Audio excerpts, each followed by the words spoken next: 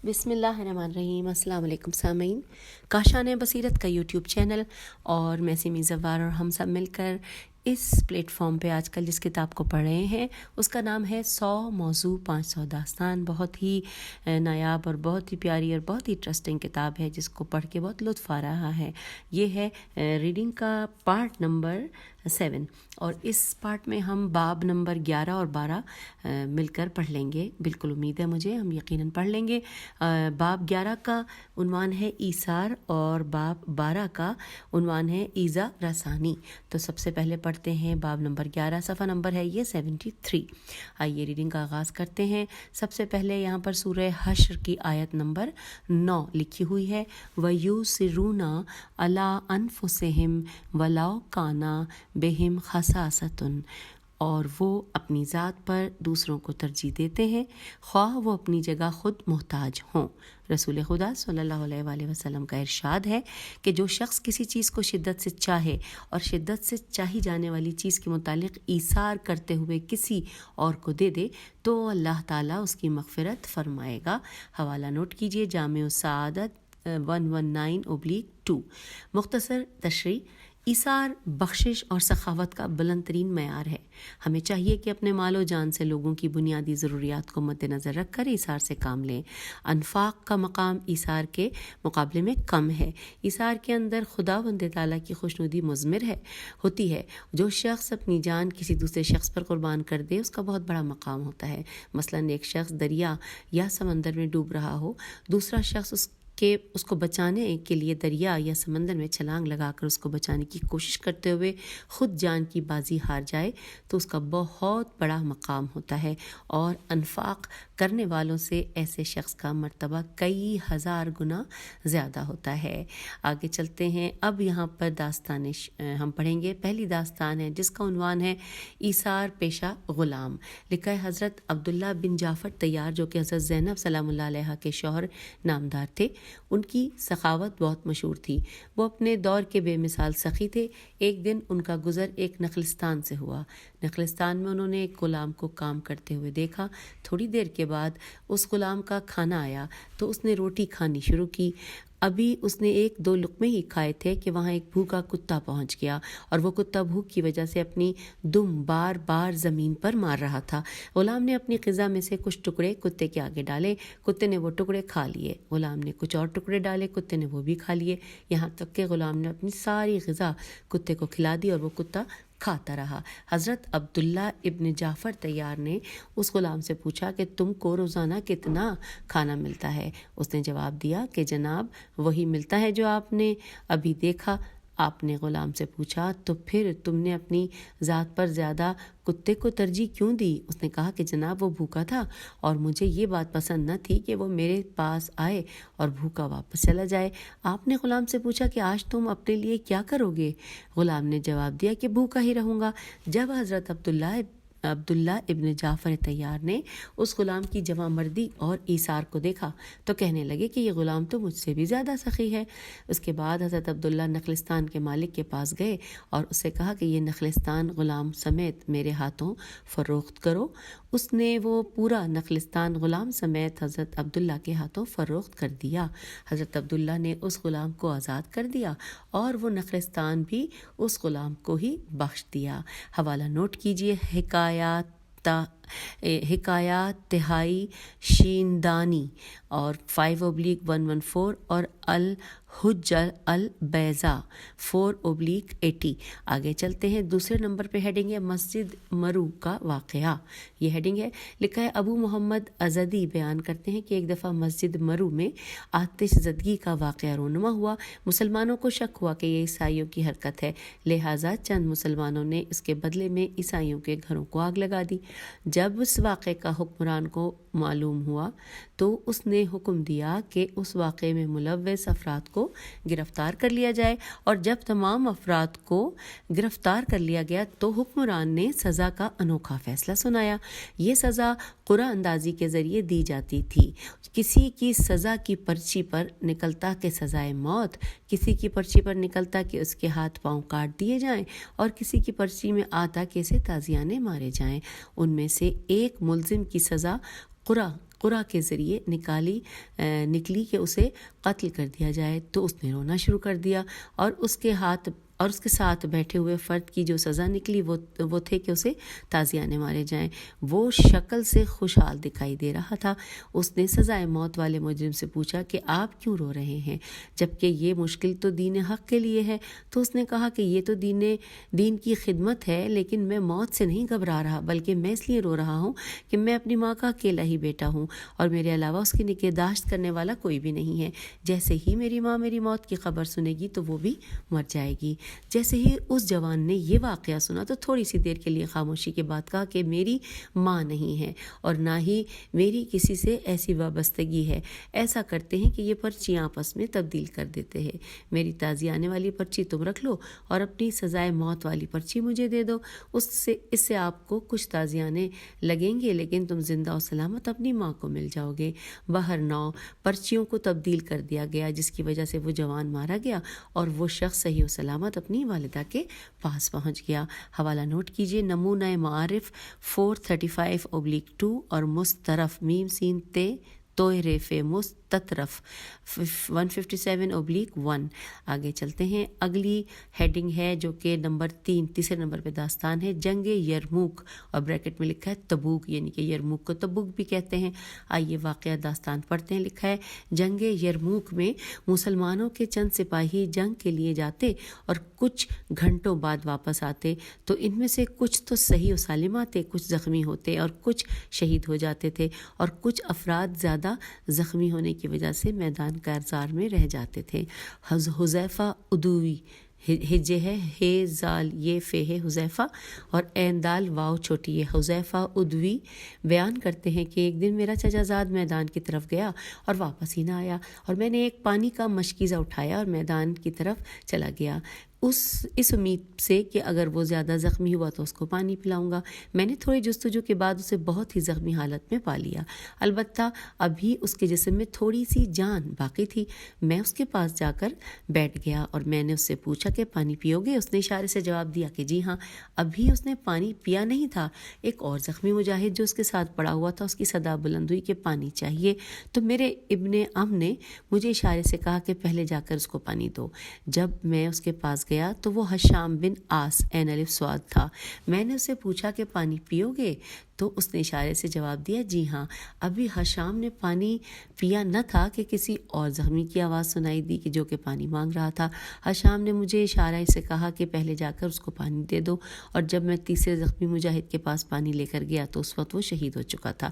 دوبارہ میں ہشام کے پاس آیا تو وہ بھی جاں بحق ہو چکا تھا، اور آخر میں جب میں اپنے چچا زاد کے پاس آیا تو وہ بھی وفات پا چکا تھا۔ حوالہ نوٹ کیجئے، داستانہا و پندہا 173/1 اور مستظرف میم سین تے زوئے ریفے 156/1۔ آئیے اگلی داستان پڑھتے ہیں جو کہ نمبر 4 پر ہے۔ ہیڈنگ ہے، حضرت علی علیہ السلام کا ہجرت مدینہ کے وقت ایثار۔ اس حوالے سے تفصیلات داستان کی یوں ہے کہ قریش مکہ کو جب معلوم ہوا کہ اہل مدینہ نے رسول اللہ صلی اللہ علیہ وآلہ وسلم کو مدینہ آنے کی دعوت دی ہے، جہاں اوس اور خزرج، الف واو سین اوس اور خزرج خ ز ر جیم، خزرج قبائل آپ صلی اللہ علیہ وآلہ وسلم کی حفاظت کے لیے عہد و پیمان کر چکے تھے۔ اس مسئلے کے لیے ان لوگوں نے آپس میں مشاورت کی، اور مشاورت کے بعد یہ فیصلہ ہوا کہ ہر قبیلے سے ایک طاقتور جوان لے کر ہر ایک کو تیز تلوار دی جائے، تاکہ سب مل کر حضرت صلی اللہ علیہ وآلہ وسلم پر حملہ کریں اور ایک ضرب لگائیں۔ ان کے اس طرح کے کرنے سے حضرت صلی اللہ علیہ وآلہ وسلم کا خون تمام قبائل میں بڑھ جائے گا۔ سب لوگوں نے اس رائے کو قبول کر لیا۔ سب نے مل کر جوانوں کا اور اس رات یعنی یکم ربیع الاول کا انتخاب کر لیا، اور اس نے ان کی اس تدبیر کو بیکار کر دیا، اور حضرت صلی اللہ علیہ وآلہ وسلم کو اس سے آگاہ کر کے حکم دیا کہ آپ صلی اللہ علیہ وآلہ وسلم رات میں نکل جائیں، اور علی علیہ السلام کو حکم دیں کہ حضرمی چادر ہے زوادر میم چھوٹی چادر اوڑھ کر آپ صلی اللہ علیہ وآلہ وسلم کے بستر پر سو جائیں۔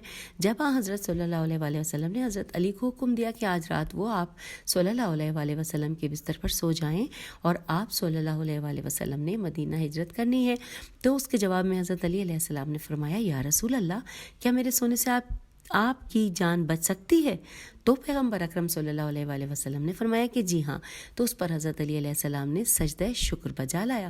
چنانچہ اس کے بعد رسول اللہ صلی اللہ علیہ وآلہ وسلم حضرت علی کو گلے ملے اور خدا کے سپرد کر کے گھر سے روانہ ہو گئے. حضرت جبرائیل علیہ السلام رسول خدا صلی اللہ علیہ وآلہ وسلم کو حفاظت سے گھر سے نکال کر غار ثور تک لے آئے اور حضرت علی علیہ السلام پورے اطمینان سے رسول اکرم صلی اللہ علیہ وآلہ وسلم کے بستر کی طرف گئے اور آن حضرت کی حضرمی چادر جس کو آن حضرت اوڑھا کرتے تھے اوڑھ کر لیٹے رہے. جب وقت آ پہنچا تو ان سب نے حملہ کر دیا. اس وقت امام علی علیہ السلام ان کے سامنے اٹھ کھڑے ہوئے اور انہوں نے حضرت علی علیہ السلام سے پوچھا کہ محمد کہاں ہیں؟ حضرت علی علیہ السلام نے جواب میں فرمایا کہ کیا تم محمد میرے حوالے کر گئے تھے؟ اس کے بعد قریش مکہ وہاں سے نکل کر آپ صلی اللہ علیہ وآلہ وسلم کو ڈھونڈنے لگے. پس امام علی علیہ السلام نے موت اختیار کر کے اپنی زندگی کے ذریعے محمد صلی اللہ علیہ وآلہ وسلم کے لیے اثار کیا اور ان کے بستر پر سو گئے. اللہ تعالیٰ نے اس موقع پر حضرت علی علیہ السلام کی شان میں یہ آیت نازل فرمائی تھی.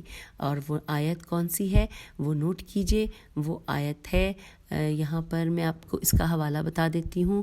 سورہ بقرہ کی آیت نمبر 207. ترجمہ پڑھتے ہیں انورٹڈ کاما کے. اور انسانوں میں ایک وہ ہے جو اپنے نفس کو اللہ کی خوشنودیاں حاصل کرنے کے لیے فروخت کر دیتا ہے اور اللہ اپنے بندوں پر مہربان ہے. Inverted comma close.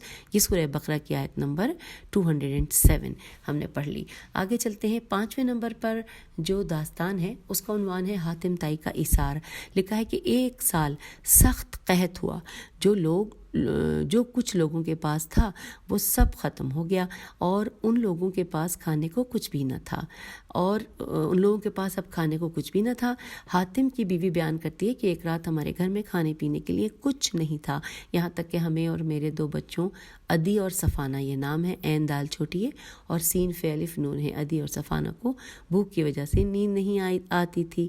حاتم نے عدی کو بہلانا پھسلانا اور میں نے صفانہ کو بہلانا شروع کر دیا، جس کی وجہ سے ان کو نیند آ گئی تھی. عدی اور صفانہ کے سو جانے کے بعد حاتم نے کوشش کی کہ مجھے بھی نیند آ جائے، تو بھوک کی وجہ سے مجھے نیند نہیں آ رہی تھی، لیکن میں نے جان بوجھ کر آنکھیں بند کر دیں تاکہ حاتم یہ سمجھے کہ میں نیند میں ہوں. حاتم نے کئی مرتبہ مجھے آواز دی، میں نے کوئی جواب نہ دیا. حاتم نے سوراخ خیمہ سے بیابان کی طرف نگاہ کی تو اسے کسی انسان کی شباہت سی معلوم ہوئی. جب وہ نزدیک ہوا تو حاتم نے دیکھا کہ وہ ایک عورت تھی جو خیمے کی طرف بڑھی چلی آ رہی تھی. حاتم نے اس سے پوچھا کہ کون ہو؟ عورت نے جواب میں کہا کہ حاتم، میرے بچے بھوک سے بے حال ہیں اور فریاد کر رہے ہیں. حاتم نے اس عورت سے کہا کہ کہاں ہیں تمہارے بچے؟ جاؤ ان کو لے آؤ، خدا کی قسم آج میں انہیں سیر کر دوں گا. حاتم کی بیوی کہتی ہے جیسے ہی حاتم کی یہ الفاظ میں نے سنے تو میں اٹھ بیٹھی اور اس سے کہا کہ تو کس چیز سے اس عورت کے بچوں کو سیر کرائے گا؟ کہنے لگا میں سب کو سیر کر دوں گا. اس کے یہ الفاظ اس کے پاس فقط ایک ہی گھوڑا بچا ہوا تھا. اس نے وہ گھوڑا ذبح کیا اور آگ روشن کی. اس کے بعد تھوڑا سا گوشت اس عورت کو دیا اور کہا کہ جاؤ اس کے کباب بنا کر اپنے بچوں کو کھلاؤ. بعد میں مجھے کہا کہ تم بھی اپنے بچوں کو بیدار کرو تاکہ وہ بھی کچھ کھا سکیں اور بعد میں مجھ سے کہا کہ یہ بات انتہائی پستی کی بات ہے کہ تم لوگ کھاؤ اور باقی لوگ بھوکے سوئے ہوئے ہوں. اس کے بعد حاتم اٹھے اور لوگوں کو جگا کر کہتے کہ اٹھو، آگ روشن کرو اور گوشت بھون کر کھاؤ. سب نے وہ گوشت بھون کر کھایا، لیکن حاتم طائی نے کچھ بھی نہ کھایا. حاتم لوگوں کو کھاتا ہوا دیکھتا رہا اور خوش ہوتا رہا. حوالہ نوٹ کیجیے، رہنمائی سعادت 2/350 اور سفینۃ البحار 1/208. اور اب آئیے باب نمبر 12 کی جانب، جس کا عنوان ہے ایذا رسانی. آئیے سب سے پہلے قرآن کی آیت پڑھتے ہیں کہ جو کہ سورہ احزاب کی آیت نمبر 57 ہے. ترجمہ: جو لوگ اللہ اور اس کے رسول کو اذیت دیتے ہیں ان پر دنیا اور آخرت میں اللہ تعالیٰ نے لعنت فرمائی ہے. ان الذین یؤذون اللہ ورسولہ لعنہم اللہ فی الدنیا والآخرۃ. جو لوگ اللہ اور اس کے رسول کو اذیت دیتے ہیں ان پر دنیا اور آخرت میں اللہ تعالیٰ نے لعنت فرمائی ہے. ہم نے سورہ احزاب کی آیت نمبر 57 پڑھی ہے، ترجمہ بھی پڑھ لیا. ساتھ ہی لکھا ہے کہ حبیب خدا صلی اللہ علیہ وآلہ وسلم کا فرمان ہے، انورٹڈ کاما، کسی مسلمان کے لیے یہ جائز نہیں ہے کہ کسی مسلمان کو ایسی نظر سے دیکھے کہ جو اس کے لیے باعث اذیت ہو. انورٹڈ کاما کلوز ہو گیا۔ حوالہ ہے جامع السعادت 215/2۔ ساتھ ہی مختصر تشریح پڑھتے ہیں۔ لکھا ہے تمام مخلوق خدا کا کنبہ ہے اور اس کنبے میں اہل ایمان کو بڑی اہمیت حاصل ہے۔ وہ شخص خدا کو بہت زیادہ پیارا ہے جو لوگوں کے لیے زیادہ فائدہ مند ہو۔ خلق خدا اور بالخصوص کسی مومن کو اذیت دینا چاہے وہ گالی گلوچ، تہمت اور ظلم و ستم کی صورت میں ہی ہو کیوں نہ ہو، یہ سب کچھ خدا کے ساتھ اعلان جنگ کرنے کے مترادف ہے۔ قیامت کے روز اللہ تعالیٰ فرمائے گا کہ وہ لوگ کہاں ہیں جنہوں نے میرے دوستوں کو اذیت دی، تو اس کے بعد بہت سے لوگ کھڑے ہو جائیں گے جن کے چہرے پر گوشت نہیں ہوگا۔ اللہ تعالیٰ حکم دے گا کہ انہیں دوزخ میں ڈال دیا جائے۔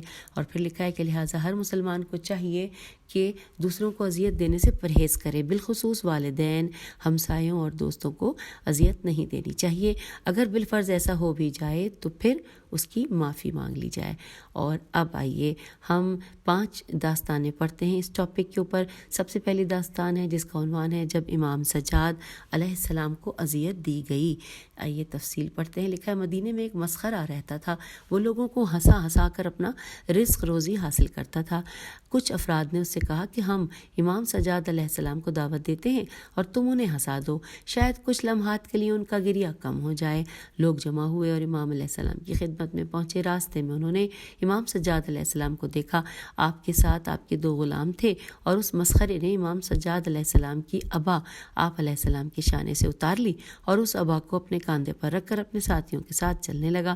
امام علیہ السلام نے پوچھا کہ یہ شخص کون ہے؟ بتایا گیا کہ یہ ایک ایسا شخص ہے جو لوگوں کو ہنسایا کرتا ہے اور اس سے اس کا رزق وابستہ ہے۔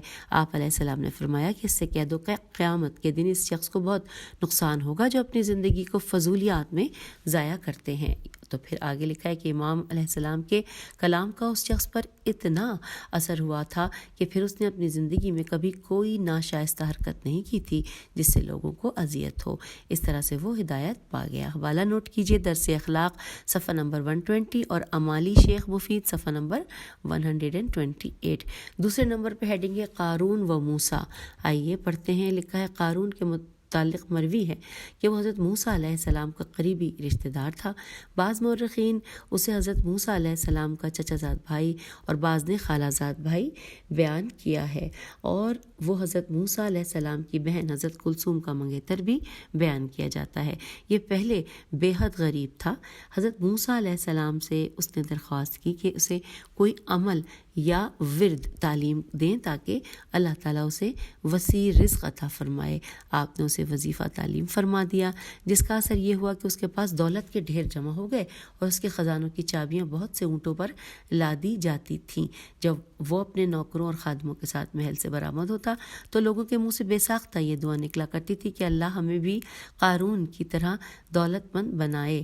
اور پھر جب زکوٰۃ کا حکم آیا اور جناب موسیٰ علیہ السلام نے قارون سے زکوٰۃ کی ادائیگی کا مطالبہ کیا تو اس نے اپنے بخل کی وجہ سے زکوٰۃ دینے سے انکار کر دیا۔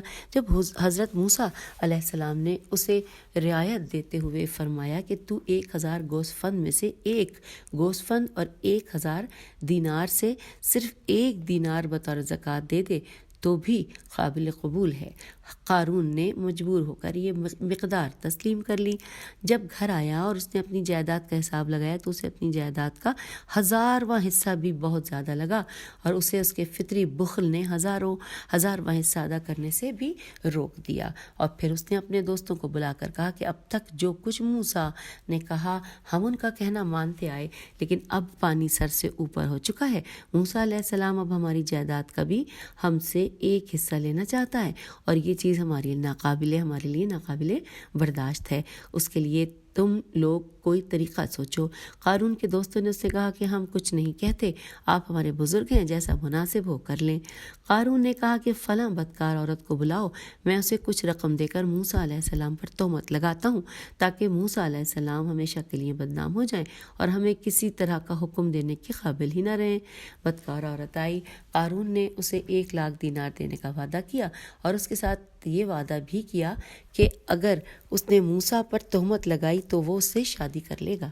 دوسرے دن حضرت موسیٰ علیہ السلام اپنے گھر سے برآمد ہوئے اور میدان میں پہنچ کر انہوں نے واعظ و نصیحت شروع کر دی، اور آپ نے اپنے واعظ میں ارشاد فرمایا کہ میں چور کے ہاتھ قلب کر دوں گا، جو کسی پر افطرا باندھے اسے اس 80 کوڑے سزا دوں گا، جو کنوارا زنا کا مرتکب ہوگا اسے اس 80 کوڑے، اور جو شادی شدہ زنا کا مرتکب ہوگا اسے سنگسار کر دوں گا۔ اس مجمع میں قارون موجود تھا۔ اس نے کھڑے ہو کر کہا کہ جناب، اگر یہ جرم آپ سے بھی صادر ہو تو بھی اس کی سزا یہی ہے؟ تو حضرت موسیٰ علیہ السلام نے فرمایا بے شک میرے لیے بھی یہی سزا ہے۔ قارون نے کہا لیکن بنی اسرائیل میں تو یہ مشہور ہے کہ آپ بریکٹ میں لکھا ہے نعوذ باللہ آپ نے زنا کیا ہے۔ حضرت موسیٰ علیہ السلام نے کہا کہ خوب سوچ کر بات کرو، کیا میں نے زنا کیا ہے؟ قارون نے کہا جی ہاں، اور اپنے نوکروں کو حکم دیا کہ فلاں عورت کو میدان میں لے کر آؤ۔ عورت میدان میں آئی۔ حضرت موسیٰ علیہ السلام نے عورت سے کہا کیا جو الزام قارون مجھ پر لگا رہا ہے یہ درست ہے؟ اس وقت عورت نے دل میں سوچا کہ میرے لیے بہتر یہی ہے کہ سچ بات کہہ دوں اور نبی کو اذیت نہ دوں۔ یہ سوچ کر اس عورت نے کہا کہ قارون جھوٹا ہے اور اس نے مجھے 1 لاکھ دینار کا لالچ دیا ہے تاکہ میں آپ علیہ السلام پر تہمت لگا سکوں۔ عورت کا یہ بیان سن کر قارون بہت شرمندہ ہوا اور شرمندگی سے اس نے سر جھکا لیا۔ حضرت موسیٰ علیہ السلام نے عزت نفس سلامت رہنے پر اللہ تعالیٰ کا شکر ادا کیا، 2 رکعت نماز شکرانہ ادا کی، اور نماز پڑھنے کے بعد انہوں نے رو رو کر بارگاہ قدس میں عزت میں عرض کی کہ خدایا تیرا دشمن مجھے رسوا کرنا چاہتا ہے، آج مجھے اس پر غلبہ عطا فرما۔ اللہ تعالیٰ کی طرف سے وحی ہوئی کہ ہم نے زمین کو تمہارا مطیع بنا دیا ہے، تم زمین کو جو بھی حکم دو گے زمین اس کی تعمیل کرے گی۔ پھر حضرت موسیٰ علیہ السلام نے بنی اسرائیل کی طرف رخ کیا اور فرمایا کہ جس طرح سے اللہ نے مجھے فرعون اور آل فرعون پر غلبہ دیا تھا، اسی طرح سے اس نے مجھے قارون اور اس کے ساتھیوں پر بھی غلبہ عنایت کیا ہے۔ اور پھر آپ نے فرمایا کہ جو قارون کے ساتھ رہنا چاہتا ہے وہ اس کے ساتھ کھڑا ہو جائے، باقی لوگ اس سے دور ہو جائیں۔ یہ سننے کے بعد صرف 2 شخص قارون کے ساتھ ٹھہرے رہے، باقی لوگ اس سے دور ہو گئے۔ حضرت موسیٰ علیہ السلام نے زمین کو حکم دیا کہ قارون اور اس کے ساتھیوں کو نگل لے۔ زمین نے پہل اسے پنڈلی تک نگلا، پھر زانوں تک نگلا، اور قارون نے چیخ کر کہا کہ موسیٰ میں سمجھ گیا تو مجھے زمین میں داخل کر کے میرے خزانے پر قبضہ کرنا چاہتا ہے۔ حضرت موسیٰ علیہ السلام نے دعا کی کہ خدایا اس کے سارے خزانے اس کے سر پر رکھ دے اور پھر اسے داخل زمین کر دے۔ فرشتوں نے اس کے خزانے سے بھرے ہوئے گھر اس کے سر پر رکھ دیے، اور پھر حضرت موسیٰ علیہ السلام نے زمین کو حکم دیا کہ اسے اب نگل لے، اور اب کی بار زمین نے اسے کمر تک نگل لیا۔ پھر لکھا ہے کہ حضرت موسیٰ علیہ السلام نے زمین کو پھر سے حکم دیا کہ اسے نگل لے، اب کی بار زمین نے اسے گردن تک نگل لیا۔ قارون حضرت موسیٰ علیہ السلام کو واسطے دیتا رہا کہ مجھ پر رحم کرو، لیکن حضرت موسیٰ علیہ السلام جلال میں تھے، اور پھر آپ نے زمین کو حکم دیا کہ اب اسے پوری طرح سے نگل لے۔ زمین نے قارون اور اس کے ساتھیوں کو نگل لیا۔ جب بنی اسرائیل نے قارون کا یہ حشر دیکھا تو کہا خدا کا شکر ہے کہ اس نے ہمیں قارون جیسی دولت نہیں دی، ورنہ ہمارا حشر بھی قارون جیسا ہوتا۔ قارون کے اس واقعے کے بعد حق سبحانہ نے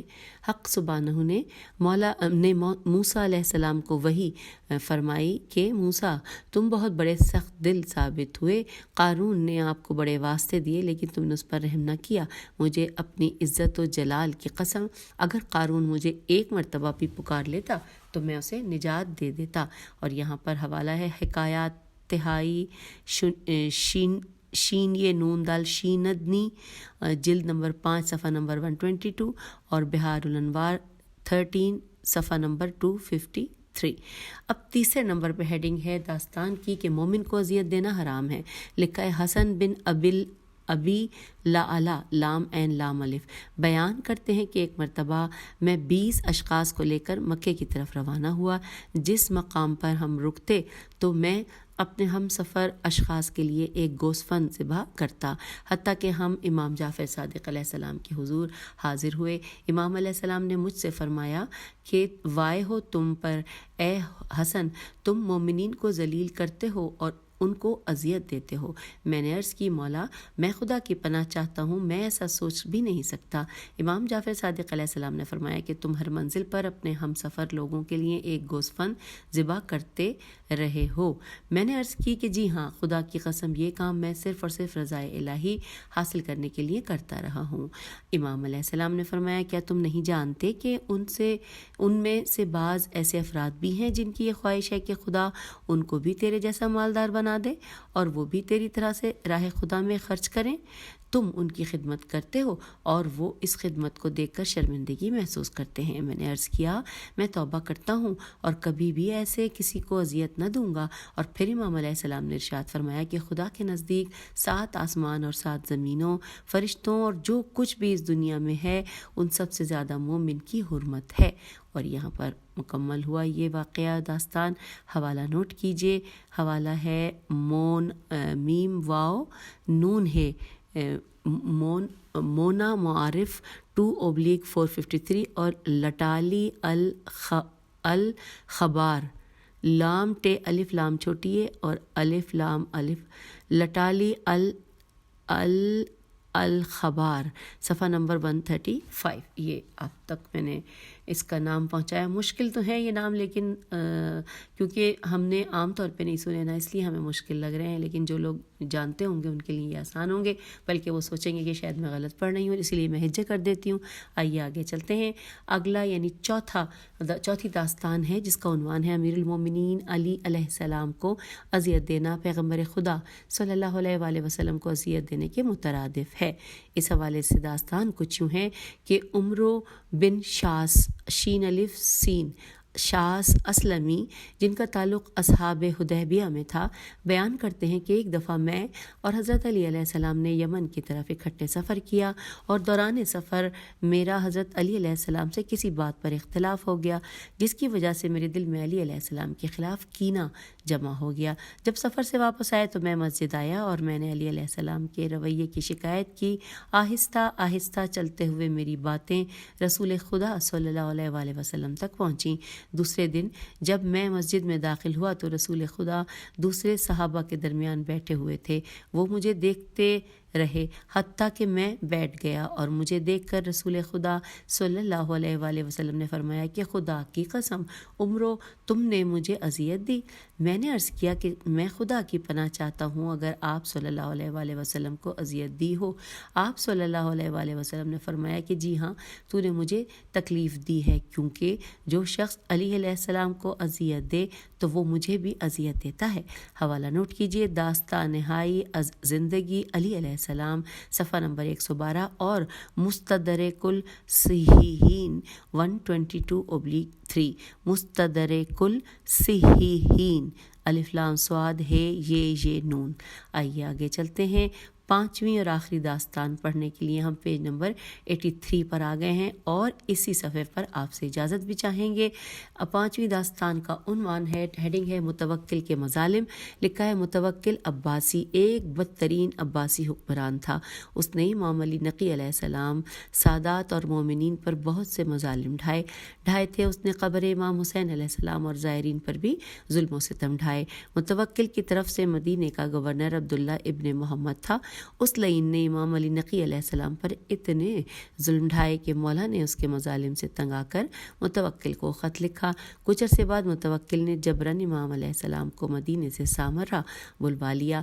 وہاں اس نے امام کی توہین کرنی چاہی۔ ایک شب متوکل نے اپنے دربان سعید کو طلب کر کے کہا کہ تم سیڑھی لے کر امام کے گھر کے ساتھ رکھ کر اس سیڑھی کے ذریعے امام کے گھر داخل ہو کر وہاں سے سارا اسلحہ اور مال لے آؤ۔ متوکل نے کچھ ترکی افواج کے دستے امام علیہ السلام کے گھر کی طرف روانہ کیے، جو امام کو گرفتار کر کے متوکل کے دربار میں لے آئے۔ جس وقت امام علیہ السلام کو متوکل کے دربار میں لایا گیا، وہ اس وقت شراب نوشی میں مصروف تھا۔ اس نے امام علیہ السلام کو نعوذ باللہ شراب کی پیشکش کی۔ میں نے اس سے کہا کہ مجھے کچھ اشعار سنائیں، اور پھر اس کے بعد ایک اور مرتبہ متوکل نے امام علیہ السلام کو اپنے دربار میں بلوایا اور اس کے ساتھ ہی اپنے 4 غلاموں غلاموں کو حکم دیا کہ جیسے ہی امام علیہ السلام دربار میں آئیں تو وہ ان پر تلواروں سے حملہ آور ہو جائیں۔ جیسے ہی امام علیہ السلام دربار میں آئے تو ان 4 غلاموں نے مولا علیہ السلام پر تلواروں سے حملہ کر دیا۔ آپ علیہ السلام نے اعجاز امامت سے ان کا حملہ ناکام بنا دیا۔